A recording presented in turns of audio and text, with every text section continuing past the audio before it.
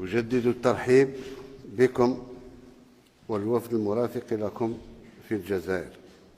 جمهورية فنزويلا التي نتقاسم معها رصيدا ثريا من العلاقات التاريخية، علاقات طبعها الدفاع عن القضايا العادلة في العالم وعن حقوق الشعوب في الحرية والتنمية، كل هذا بعيدا عن الرواسب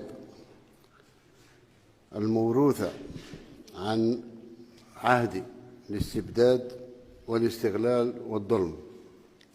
فنزويلا والجزائر تشتركان في نضال شعبيهما من أجل الحرية ومناهضة الظلم والاستعمار، ويجمع بيننا حتى يوم استقلال، نحتفل بالاستقلال.